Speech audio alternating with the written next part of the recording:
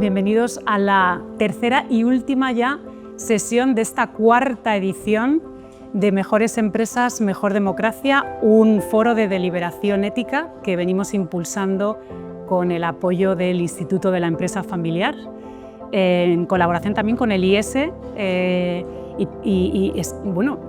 vamos a hacer una quinta edición, tengo entendido, a la que se suma, y tengo mucha ilusión con esto, se suma también Alantra, que es el fondo que algunos conoceréis.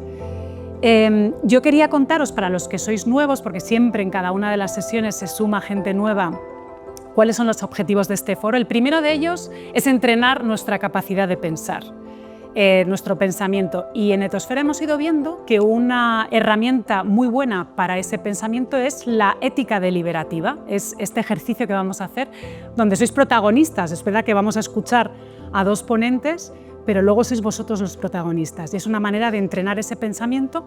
Otro de los objetivos es crear comunidad, ¿no? Decía en la anterior sesión que en este entorno de plataformas tecnológicas, los gran competidores de estas plataformas son estos encuentros entre las personas, encuentros personales, crear comunidad. Y el tercer objetivo es generar una cierta inteligencia colectiva sobre temas que nos están afectando, pero no podemos hacer mucho con ello. Nos sentimos de alguna forma desempoderados. Pues esto es un foro para compartir con otras personas diferentes a nosotros nuestras inquietudes sobre estos temas, es decir, generar inteligencia colectiva. Quería hablaros de los principios que inspiran este ejercicio de deliberación pública.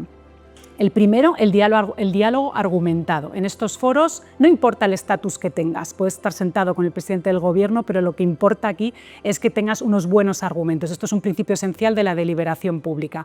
El segundo, la participación inclusiva, voces muy diferentes, y por eso traemos a distintos representantes del ámbito de la empresa familiar, del ámbito de la alta administración del Estado, del ámbito de la sociedad civil. Nos gustaría que fuera un poco más inclusivo cada vez, y estamos ahí en ello. Si tenéis sugerencias de gente, que eso lo habéis hecho muchos de vosotros, de traer gente que pueda añadir a esa diversidad, mejor que mejor. El tercer principio son principios, a su vez, de cómo tenemos que hacer la deliberación. Es decir, que tiene que guiarnos el respeto, que tiene que guiarnos esa escucha activa, que tiene que guiarnos esa apertura mental, porque vamos a escuchar a gente decir cosas que a lo mejor pues, no pensamos lo mismo, pues tenemos que estar abiertos a esas ideas y esos argumentos distintos. Y luego la empatía. El cuarto principio es que existan expertos y moderadores. Hoy vamos a escuchar, como decíamos, a Ignacio y a Carlos como los que tienen de alguna forma, los que van a sentar la base de la discusión, y luego vamos a contar con una moderadora, una facilitadora, que es María Guerrero, que se dedica a estas cuestiones, ¿no? Ahora se llama facilitar espacios, ¿no? Y ella es presidenta de la asociación, de la Fundación Acción Social para la Música, que hacen un trabajo espectacular en temas de de pobreza y demás. El último principio es el objetivo de la deliberación. Ese objetivo puede ser muy diferente, pueden ser llegar a consensos, puede ser negociar intereses, o puede ser simplemente generar inteligencia colectiva, que es lo que vamos a hacer aquí, porque aquí no vamos a aspirar a llegar a ningún consenso ni vamos a tratar de negociar, sino que vamos a buscar generar esa inteligencia colectiva. Creemos que esta herramienta de deliberación ética se puede trasladar a las empresas en el ámbito de los consejos de administración, en el ámbito de los comités de dirección, en el ámbito de lo que es la propia empresa. Hace poco Alberto Sánchez Navalpotro me decía, después de un día agotador, me decía: "Jo, Elena, de verdad, qué difícil es decidir, ¿eh? Qué difícil es decidir". Y es verdad que es una de las artes que tenemos que aprender en un entorno de creciente de velocidad y de aceleración y de cambios permanentes, ¿no? Queremos también advertir que vamos a grabar este diálogo, que luego tiene un impacto, pues lo distribuimos tanto en nuestra web como en las redes sociales, y también vamos a grabar las deliberaciones en grupo, no con el ánimo de luego publicar con nombres y apellidos las diferentes reflexiones, por eso es un foro Chatham House, sino con el ánimo de recoger esa inteligencia colectiva y condensarla en el informe final que vamos a hacer. Las reglas de atribución son Chatham House, que todos conocéis, y los materiales audiovisuales van a ser un vídeo más cortito para invitar a gente que no ha podido participar a escuchar el vídeo largo de los ponentes que nos acompañan hoy, y fotografías, que como veréis va a haber un fotógrafo haciendo fotos. Los próximos pasos después de esta última sesión es condensar todo esto que hemos ido creando entre todos en este informe. Bienvenido, Miguel. Entonces, también los que sois nuevos, hemos hecho 3 sesiones contando con la de hoy. La primera, lo que queríamos hablar, la temática de este año, la temática era el impacto del uso de la IA en la empresa y en la democracia, desde 3 miradas. Desde la mirada del ingeniero, siempre en conversación con filósofos, la mirada, que es esta mesa que tuvo lugar en noviembre, la mirada del consejero, el que tiene que decidir en el Consejo de Administración, también en conversación con filósofos, y ahora la mirada del consejero delegado o presidente ejecutivo, en este caso, en conversación con un filósofo. Pero hoy no vamos a hablar tanto de inteligencia artificial porque queríamos coronar toda esta sesión para hablar más de cómo es esta sabiduría práctica en el ámbito de la alta dirección, qué diferencia un liderazgo que podríamos considerar más bien moral o ético en contextos de aceleración y de incertidumbre de un liderazgo que no lo es. Y de estas cuestiones es de lo que vamos a hablar hoy con estos 2 ponentes. Y ya sin más, me voy a sentar y voy a moderar la sesión.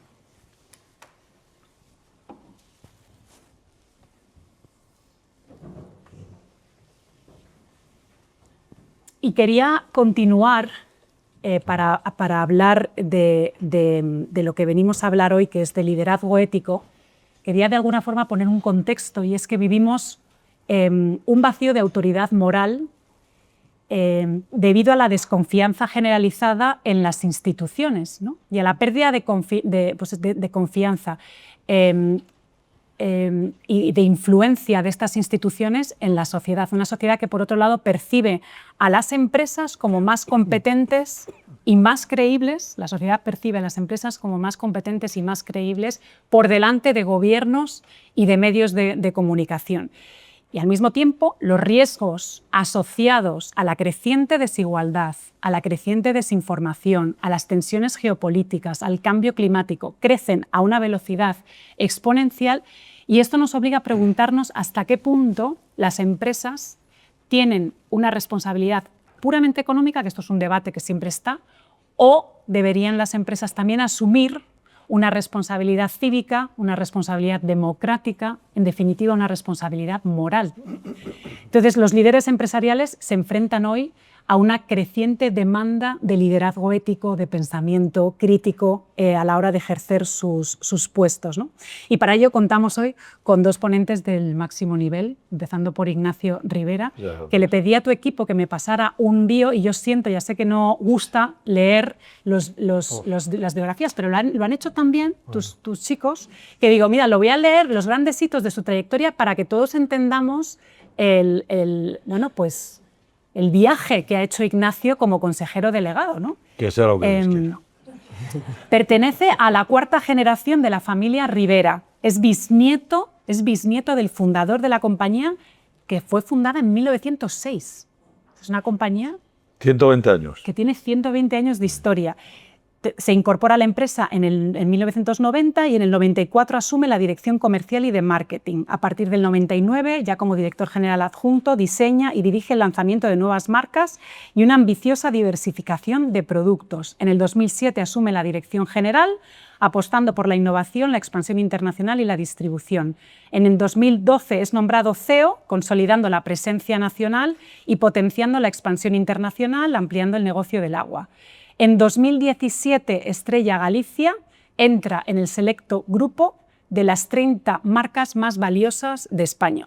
Y desde el 2020 es presidente ejecutivo de la Corporación Hijos de Rivera y desde el 24 presidente del Instituto de la Empresa Familiar. ¿Qué es lo que ha logrado? ¿Cómo has logrado pues que al final el grupo facture en el 2024, la última facturación de la que disponemos, 1.000 millones de euros, pues a través de una estrategia de diferenciación sustentada en calidad, en tradición, en cultura, en innovación, Mientras otras empresas en la pandemia hacían expedientes de regulación de empleo, pues Estrella Galicia incluso aumentó la plantilla y hoy son 1.800 los trabajadores. 2.500 ya. Ha crecido. Esto está desactualizado, perdón. Entonces, es una compañía gallega, independiente, de capital 100% nacional y familiar. ¡Viva España! ¡Viva España! Sí. Claro que sí. Aporta 2.500 millones de euros a la economía española, supone el 1% del PIB en Galicia, genera 52.000 empleos directos e indirectos. Es que todo esto lo tenía que contar. Y sus marcas están presentes en más de 70 países. Es que un orgullo nacional. Enhorabuena, Ignacio. Muchas gracias. Muchas gracias. Y también nos acompaña Carlos Rodríguez Lluesma, que es profesor ordinario en el Departamento de Dirección de Personas en las Organizaciones. Asimismo, cuenta con un PhD en Organizations de la Universidad de Stanford, obtuvo su primer doctorado en filosofía. Tenemos aquí a un filósofo en acción de la Universidad de Navarra, un MBA del IES. Ha ocupado varios puestos de adjunto y docencia en Stanford, o sea que has estado ahí bastante, y has sido colaborador científico del IES y has adquirido también valiosa experiencia, o sea, llevas toda esta parte académica también al mundo real, porque has asesorado en sectores de servicios financieros. La academia también es real, ¿eh? Bien. Perdón. Es que, bueno, a mí me encanta la academia, pero siempre me hablan de que la teoría luego es muy difícil llevarla a la práctica. Malas lenguas, no las caso. Financieros, biotecnología, productos de consumo y luego lo que te comentaba antes, que me ha dejado perpleja esto de trabajas como asesor de una empresa de asesoría política en Silicon Valley. Esa se murió, pero no fue culpa mía. Ahora estoy con una de IA y bienestar, que esperemos que sea tan longeva como Hijos de Rivera. Venga, pues ambicionemos algo. Solo tiene un año, pero bueno, pues se empieza, ¿no? Dicho todo lo cual, vamos a empezar. Tenemos media hora que vamos a disfrutar muchísimo. La primera pregunta va para ti, para Carlos.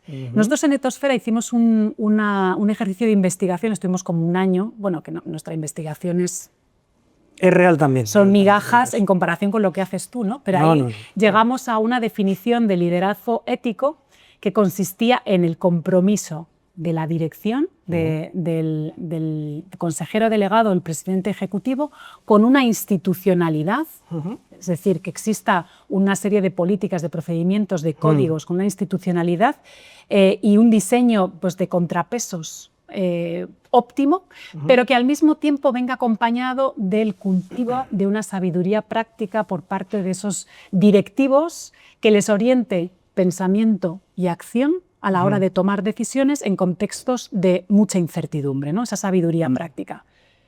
¿Esto cómo se lleva en el fondo? ¿Cómo se cultiva esta sabiduría práctica y cómo hacen los líderes para desarrollar este concepto, si lo hemos definido bien, de liderazgo ético? Pero está súper bien.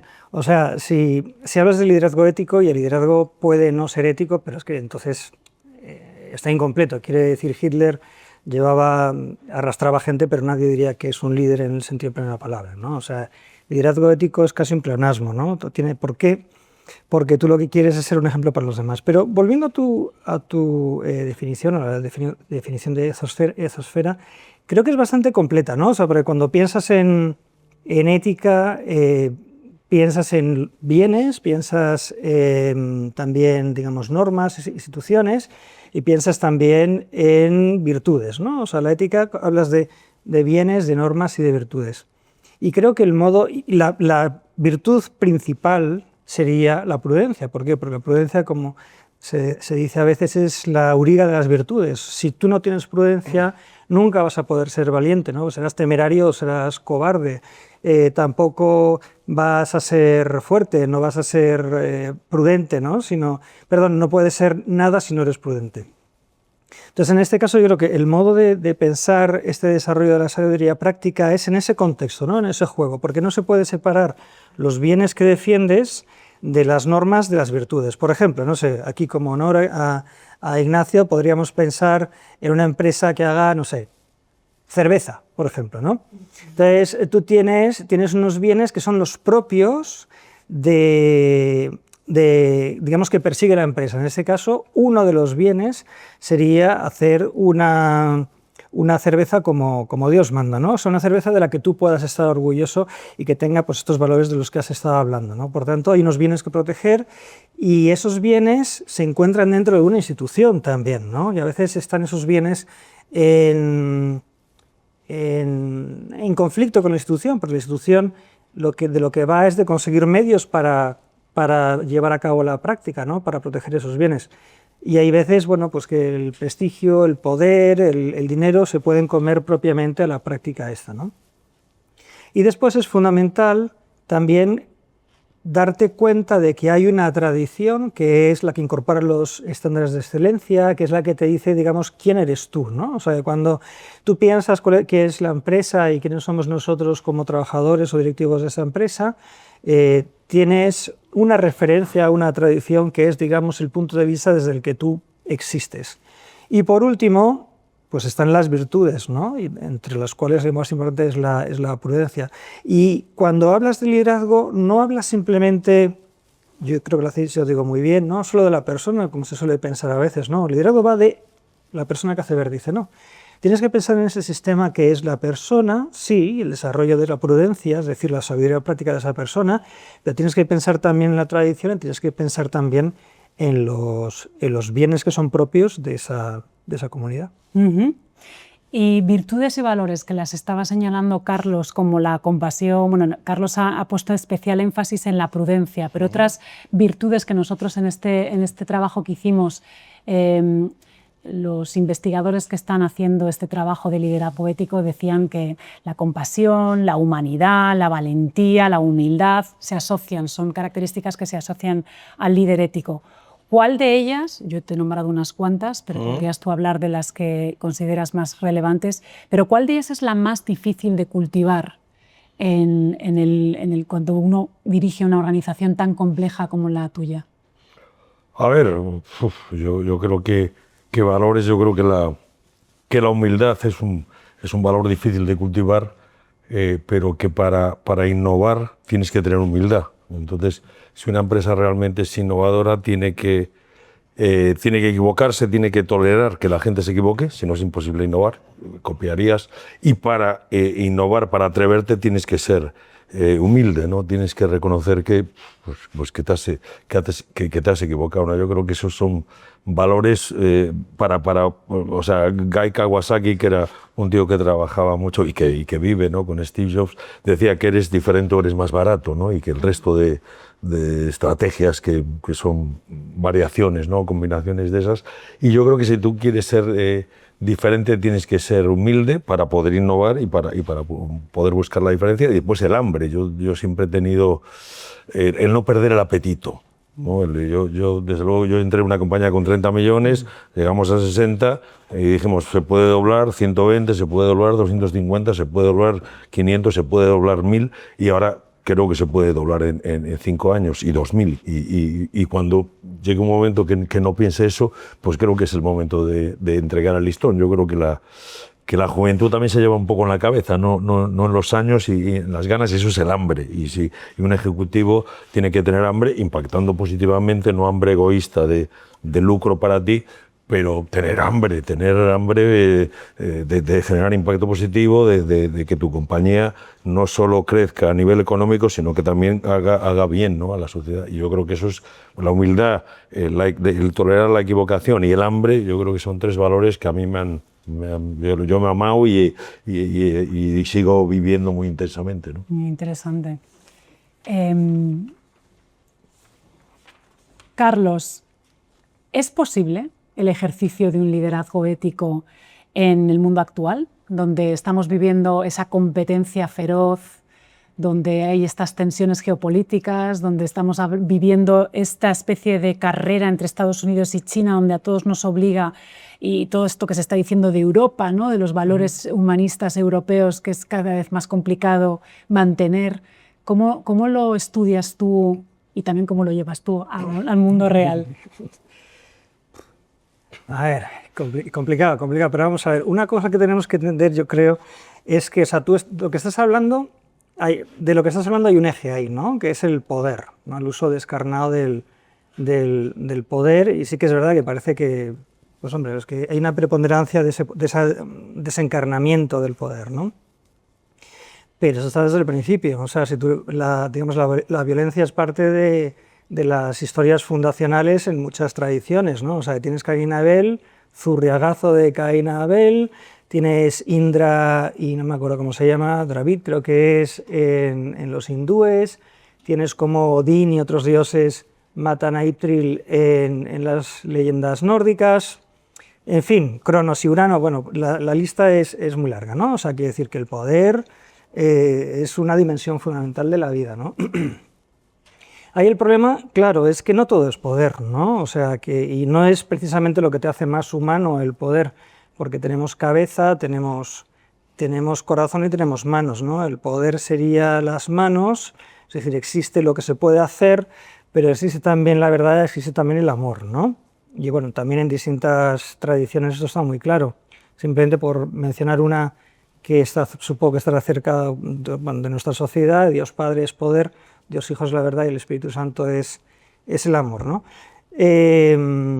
Entonces lo que creo que tenemos que hacer es cultivar las virtudes, ¿no? En ese sentido, si quieres ser un líder ético, y ahora centrándome solo en la persona, aunque es un sistema, como hemos dicho antes, creo que tenemos que tener las virtudes que son propias de cada uno de esos ámbitos, ¿no? O sea, por ejemplo, de los que ha mencionado Ignacio, la humildad, de la inteligencia para saber cuándo tienes que aportar y cuándo tienes que callarte, ¿no? También la humildad del corazón, que es quizás, pues hablabas ahora de misericordia, la humildad del corazón, que es reconocer el valor que tienen nuestras personas, ¿no? No mirarlos desde arriba, sino entender que el valor de la persona, su dignidad es inalienable y por tanto merece ser tratada como tal.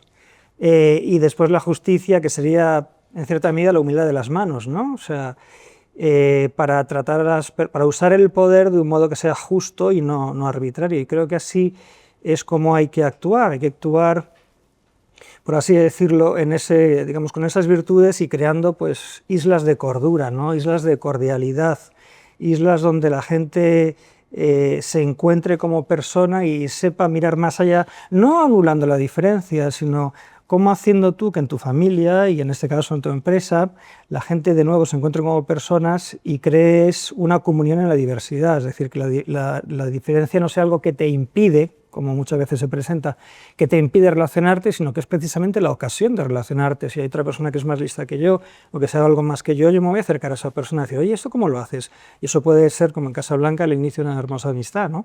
O sea, que creo que eso es lo que habría que hacer, entre otras cosas. Gracias, Carlos. Ignacio, ¿cuáles han sido o son los principales retos a la hora de ejercer ese liderazgo ético, lo del que nos habla Carlos? ¿Cuáles son los retos a los que te enfrentas? A ver, yo creo que las compañías tienen que tener, ahora está muy de moda la palabra, lo que es la palabra propósito, ¿no? Y yo creo que una compañía sin un propósito claro, y hay muchísimas compañías que yo creo que no tienen un propósito claro, lo que son es como coches, como Fórmulas 1 en la oscuridad sin luces. O sea, el riesgo de la bofetada es absolutamente claro, ¿no? Yo creo que el propósito lo que te da es un poco esas luces que una organización, aunque crezca muchísimo, hay una intuición, hay un instinto que la gente sabe lo que tienen que hacer, ¿no? En el sentido de saben cómo actuar, saben lo que priorizar por el propósito de la compañía. Es algo que llevas tatuado y que vas mamando y que vas incorporando. Yo creo que eso es muy importante, ¿no? en las compañías, y que después que la gente, cada vez el talento, que hoy en día es un factor clave del éxito de cualquier compañía, hoy en día la gente ya no trabaja solo por dinero, ¿no? Ni por comodidad, ni por compaginar su vida. Trabaja porque le mola trabajar en una compañía que lo entiende y que cree que es una compañía que impacta positivamente o que hace algo más que vender cerveza, ¿no? Y yo creo que eso es el futuro, ¿eh? Que las compañías no podemos ser sociedades mercantiles solo con un afán de lucro, que por supuesto lo tenemos, que tenemos que impactar positivamente en nuestro origen, que si todas las compañías impactamos en nuestro origen, impactamos en nuestros aliados, impactamos en las personas que nos rodean, impactamos en el planeta positivamente, sobrarían hasta los políticos de este mundo, porque creo que las propias compañías podrían regular ese impacto positivo hacia adelante, ¿no? Yo creo mucho en eso, yo soy muy tarao de lo que es y creo que todas las compañías, y en este caso, si me permites bueno, la cuña, pues las familiares más, porque pensamos más a largo plazo, sí que impactan positivamente, ¿no? Y sí que tienen no solo, o la mayoría de ellas no solo ese, oye, vamos a pasar de 1000 a 2000, vamos a pasar de 1000 a 2000, pero no dejando a nadie en el camino, ¿no? Yo no puedo hacer eso solo por ganar el doble, sino que tengo que pensar en qué va a pasar con mi origen, en qué va a pasar con las personas que están en mi organización, en qué va a pasar con mis clientes y con mis aliados y, por supuesto, en una responsabilidad ambiental, ¿no? De cómo voy a dejar un mundo. Y yo creo que si todos pensamos así, es fácil. Pero no tienes retos. Empresarialmente, pues ese es el reto. O sea, nosotros tenemos un propósito que se resume muy corto, ¿no? Es ser pues la BICRAF global más diferente, impactando positivamente, ¿no? Y eso te explica que quieres ser global, que quieres ser mundial, que quieres ser internacional, que quieres ser BICRAF es que quieres seguir siendo artesano aunque seas muy grande. Porque pues, yo no quiero, o sea, no puede ser craft porque lo craft es como pequeñito, pero yo soy BICRAF. Pero BICRAF es que yo soy muy grande, pero bueno, soy muy grande, depende si me comparas con quién, ¿no? Pero que no pierdas ese espíritu artesano, que seas internacional y después que seas diferente, ¿no? Que tú quieras ser el más querido, no el más vendido. La venta es la consecuencia del amor, no es... si vas a buscar venta nunca la vas a encontrar. Entonces yo no quiero ser el más vendido, quiero ser el más querido. Y eso la gente toma decisiones en tu compañía con ese propósito que de una forma intuitiva, yo les digo, yo me reúno, pues no sé, entra gente y tenemos una reunión pues, así como en esta sala y te preguntan, se presenta y yo digo, mira, yo solo os pido que cuando toméis una decisión penséis en que seamos los más queridos, no los más vendidos. Y tomar la decisión, aunque sea más cara la decisión, aunque te cueste más dinero. No tomes una decisión por ahorrar costes, toma una decisión por ser diferente, por ser más querido.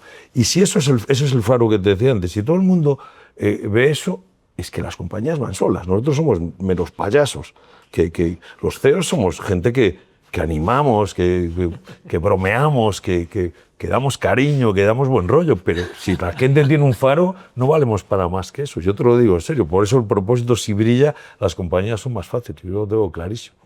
Si no creces tanto. Si tenemos tiempo, me cuentas un poco más cómo habéis hecho vuestro ejercicio de propósito, pero quería continuar también con Carlos. ¿De qué le sirve a un CEO, de qué le sirve a Ignacio el pensamiento y la filosofía? El pensamiento, bueno, es que es distinto, o sea... la filosofía no es estrictamente necesaria, el pensamiento sí, ¿no? O sea, decía Sócrates que la vida no examinada no merece la pena ser vivida, ¿no? Un poco exageradito, Sócrates se dice que a veces estaba horas y horas parado. Hay una ocasión en la que estaba en una tienda y tal, y estuvo horas, casi todo el día parado, porque estaba pensando, ¿no? A mí esto a veces me pasa, pero son segundos y mis hijos me dicen, papá, estás empanado, y ya se me pasa, ¿no? Entonces, es completamente necesario. ¿Por qué? Pues porque, sobre todo en un contexto, el management, en el que hay, ya lo sabemos todos, hay modas y modas y modas y modas, entonces hay que separar, ¿no? O sea, el pensamiento crítico, crisis, significa, de hecho, en griego, distinguir, ¿no? O sea, separar y después decidir. Yo creo que esto es fundamental, ¿no? O sea, distinguir en términos de las personas que, digamos, que están pues, por ese propósito, ¿no? Y otra gente que puede estar por otras razones, distinguir el maestro cervecero cuál es la vía por la que tiene que desarrollar una cerveza, ¿no? Y eso es conocer, ¿no? Cuanto más conoces, más distinciones haces y por tanto tienes un conocimiento más rico de la realidad. Entonces, ¿la filosofía se ayuda? Pues fenomenal, ¿no? Pero lo que realmente hace falta es tener ese pensamiento crítico para distinguir y en esas distinciones no solo entre las cuestiones, sino una cosa muy importante me parece también que es el tiempo, ¿no? Es el concepto también griego del kairos. El kairos era el agujerillo por el que tenía que pasar la flecha o la lanzadera, ¿no? Cuando estás tejiendo. Y es una cosa que viene en un momento y en otro no. De hecho, se la representa como un dios con alas, con alitas y tal, que tiene un mechón de pelo por delante y es calvo por detrás, para decirte que tienes que aprenderlo por delante, ¿no? Y yo creo que es fundamental, ¿no? O sea, pues pensar eso, para darte cuenta de qué es lo oportuno y en el momento oportuno. Ignacio, ¿ha habido decisiones que has tomado que por mantenerte fiel a unos principios y a ese propósito ha supuesto un coste real para la empresa? Muchos, continuamente, todos los días. diariamente tomas decisiones. Si tú no tienes un propósito claro, el propósito está por encima del resultado económico, como te decía antes. Pues mira, pues no sé, la pandemia, ¿no? La pandemia, pues simplemente la familia se reunió, pues la compañía, pues imagínate, ¿no? Nosotros vendíamos en bares, el 80% de nuestras ventas eran bares, en ese momento no vendíamos muchos supermercados porque éramos una compañía sobre todo no tan nacional, ¿no? Y nos cerraron todos los bares, ¿no? Nosotros tenemos distribuidoras, tenemos cervecerías y vendemos en Horeca y de repente nos bajó muchísimo la facturación, los beneficios y dijimos, mira, no queremos hacer ERES, ¿no? ERES y suerte, yo siempre me lío con los ERTES y los ERES. Y dijimos, vamos a intentar que nuestra gente siga trabajando y mandamos un mensaje interno de decir, mira, aquí no se va a despedir a nadie. Claro, los tíos que vendían en los bares dijeron, bueno, pues ¿qué hacemos? Y yo, pues coño, salir a vender a los supermercados o a los chinos que hay en las esquinas, claro. Pues fíjate, al final de esa pandemia, que éramos claramente un player perdedor por los canales, el sector bajó un 21 y nosotros bajamos un 2, las ventas solo.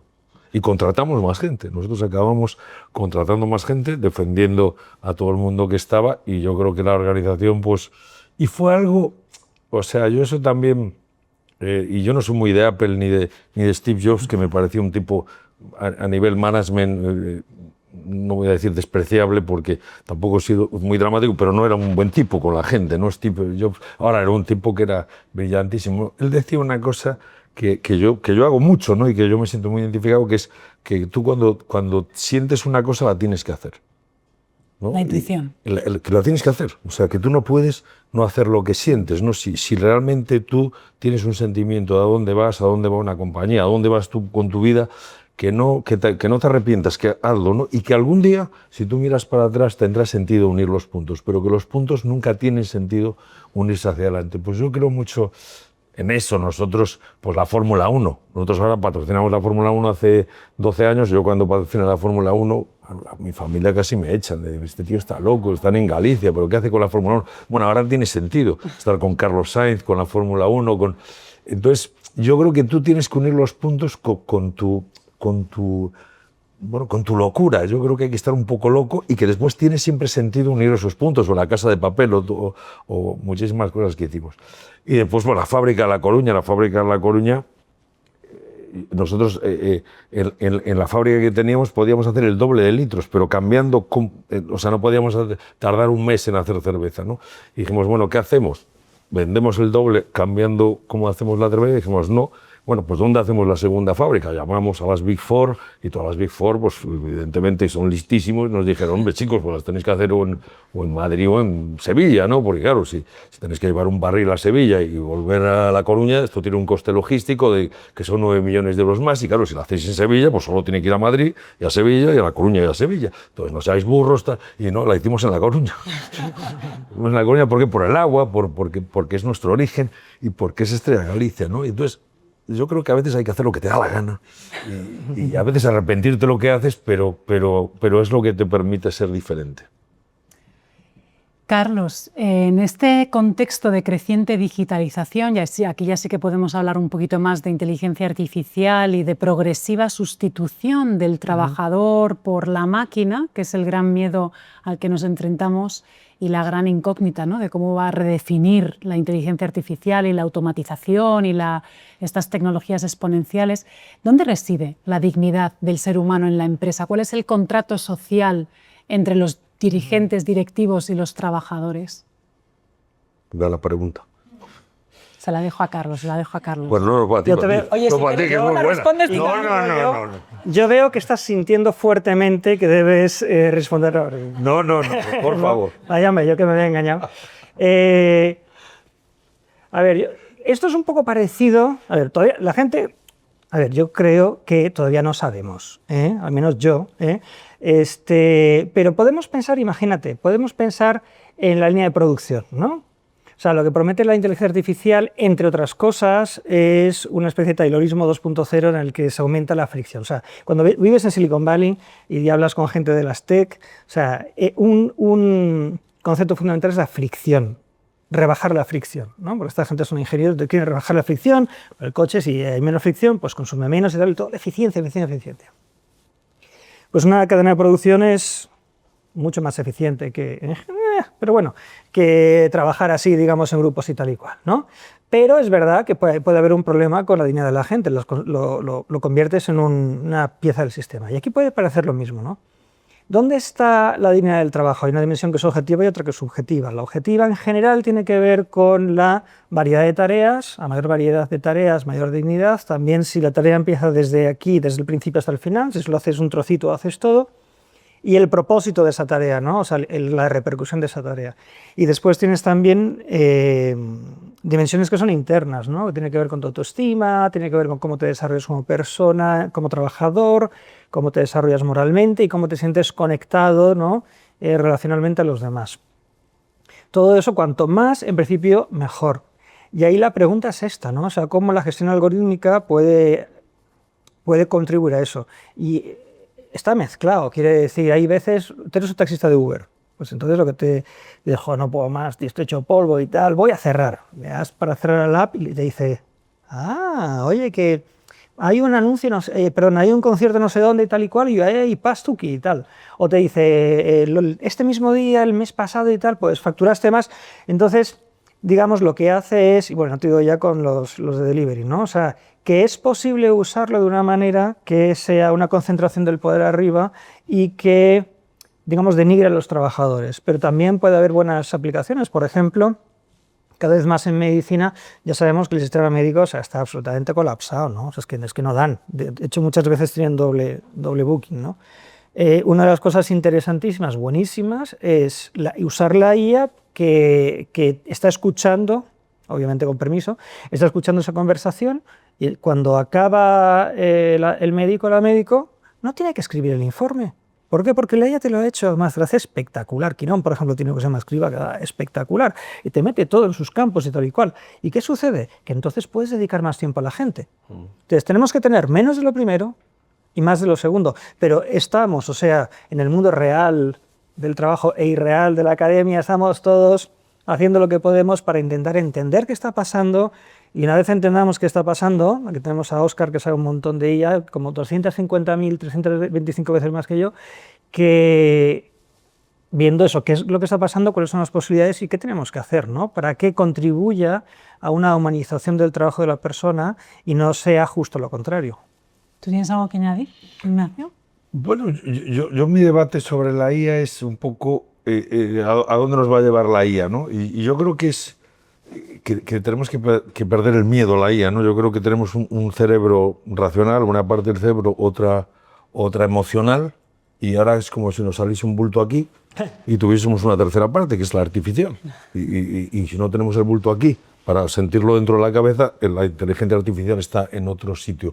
Pero es una tercera parte del cerebro. Ahora tenemos 3 cerebros, tenemos que pensar que los tenemos y tenemos que actuar con los 3, con el artificial, que nos da unas ventajas terribles, con el racional, que nos hace pensar, y con el emocional, que nos hace vivir emociones, y jugar con las 3 partes, ¿no? Entonces, ¿eso a dónde nos va a llevar? Yo el otro día tenía un debate, bueno, yo estoy muy aficionado al tema de la IA y lidero varios proyectos de IA en casa sin puñetera idea no soy un técnico, ¿no? Pero de pensamiento, ¿no? Y nosotros, por ejemplo, le decía el otro día yo a un fenómeno de estos de la IA que vino a vernos y le decía, mira, nosotros hicimos, para ser diferentes y ser gallegos, una cerveza con percebes, que es la primera vez que se hizo en el mundo, ¿no? Y entonces, claro, si yo le preguntase a la IA y fuese noruego, ¿cómo soy diferente en Noruega haciendo una cerveza? Pues probablemente la IA analizaría lo que se ha hecho y como hay alguien que ha hecho una cerveza con percebes, diría, haz una cerveza con salmón, noruego.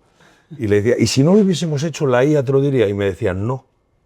Con lo cual, la creatividad no depende de la IA, porque si alguien no cree, la IA no puede llegar a atrapar ese tema. Bueno, y lo podemos discutir aquí, que yo tampoco sé. Estoy mirando el cloud de la pero digo, es un tema que la IA es creatividad o no, o sigue habiendo la diferenciación fuera de la IA. Yo soy de los que creo que la IA te ayuda, pero que como te duermas en la IA, te acaba siendo estándar. Mediocre. Mediocre. como tú. Tenemos otro experto, Sergio Álvarez Yo Peña, que pienso eso. Ahora, hay doctrinas y hay mucha pelea, y yo soy de los que creo que la diferenciación te ayuda a la IA a ser diferente, pero la IA no te hace ser diferente si tú no tienes esa intuición. Y bueno, y eso es un debate filosófico.